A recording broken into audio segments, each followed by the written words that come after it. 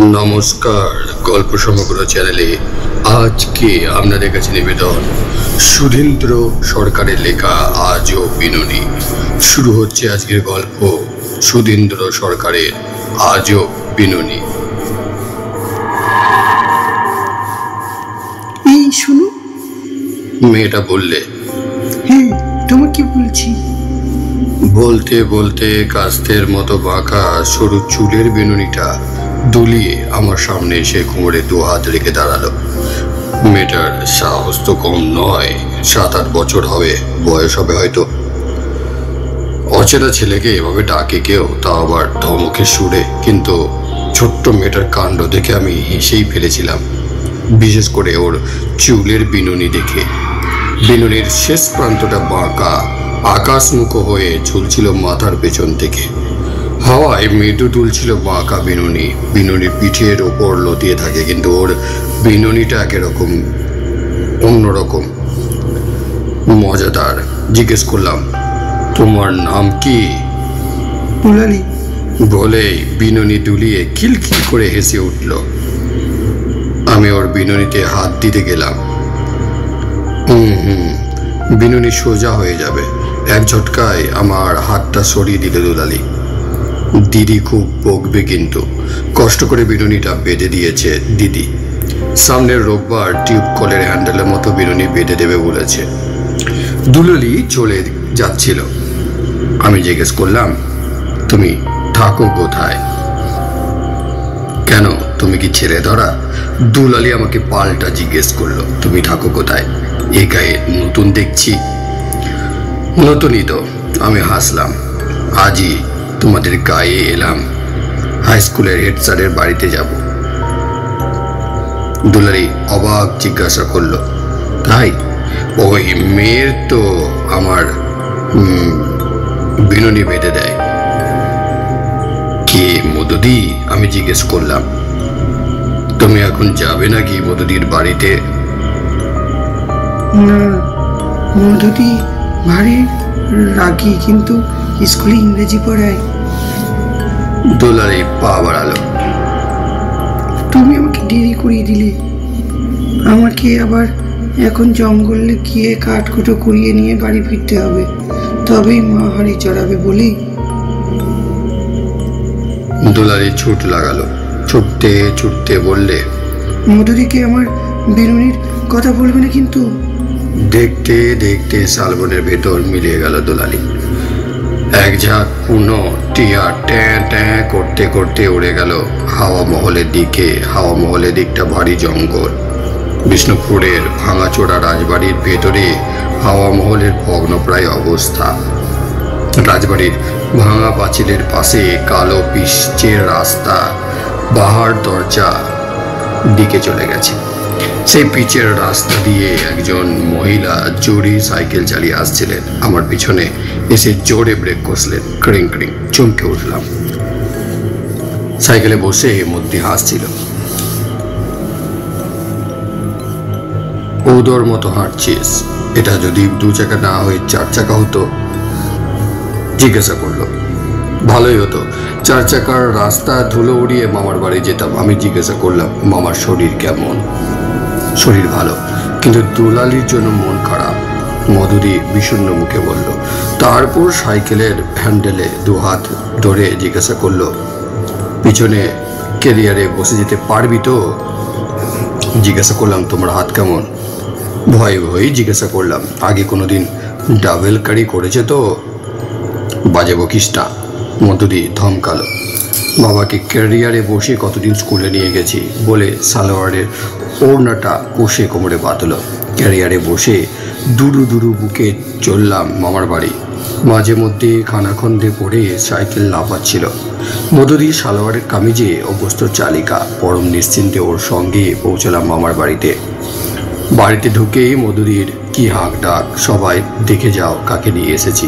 কলকাতা থেকে বাবুল এসেছে।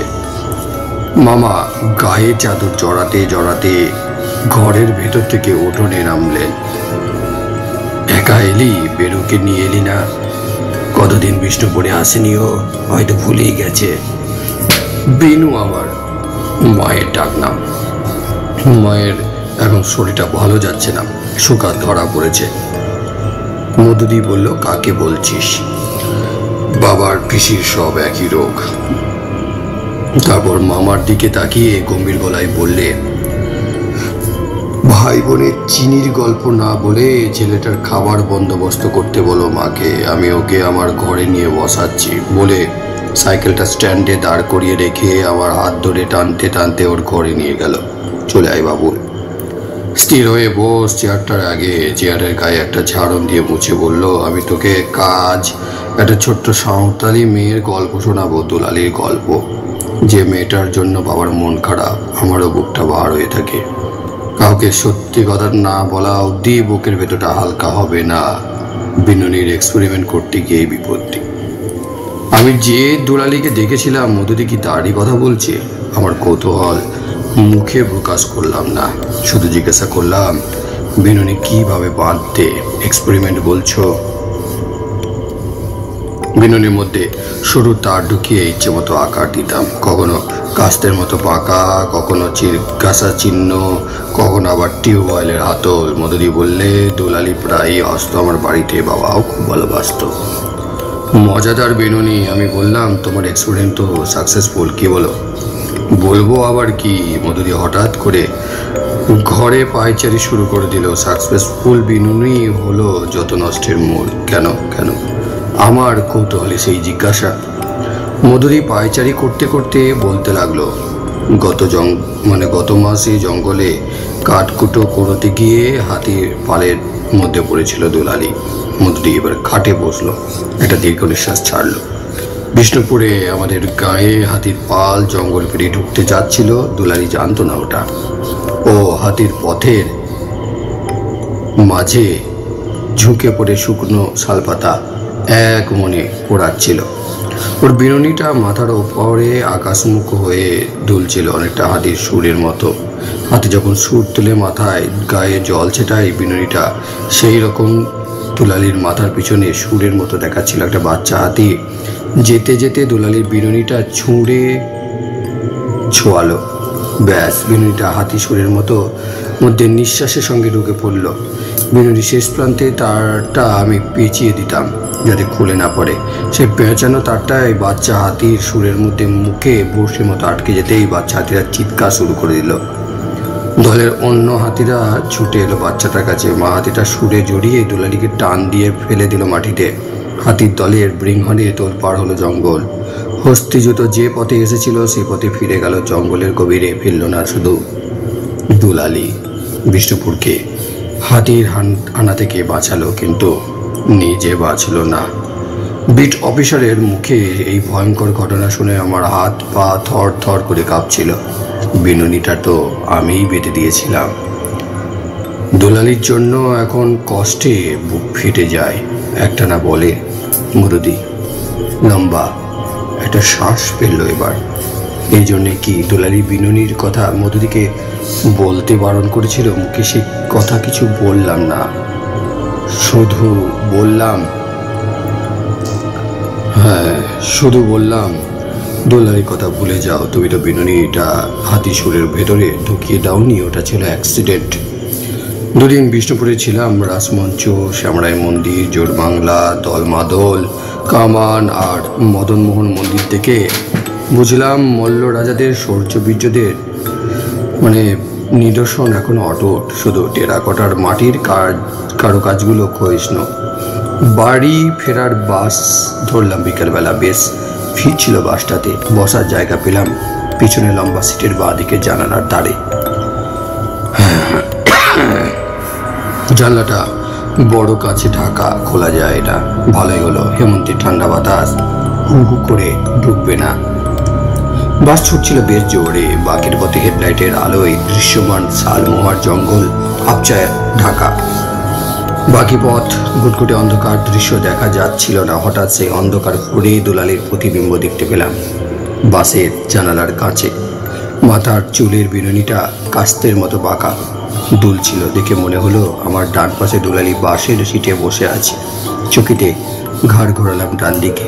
দুজন অচেনা যাত্রী চাদর মুড়ি দিয়ে বসেছিল। দুলালি নেই। আবার বাঁদিকের কাছে তাকাতেই ফের অন্ধকারে দুলালিকে দেখতে পেলাম। আগের মতো বিনয়টা দুলছে, দুলালি হাসছিল। কাছের ওপাশ থেকে দুলালি কি যেন বলছিল, ঠিক বুঝতে পারলাম না, বা কানটা কাছে ঠেকালাম যদি কিছু শুনতে পাই। বরফের মতো ঠান্ডা কাজ শিরশিরি উঠল শরীর। ঠান্ডা রাতে আমি দরদরিয়ে ঘামতে শুরু করলাম। চোখ বন্ধ করে সিটিয়ে বসে রইলাম সিটে। বাকি রাস্তা আর আমি বাঁ দিকের কাছে তাকাইনি। শেষ হলো। সুধীন্দ্র সরকারের লেখা আজব বিনোনি।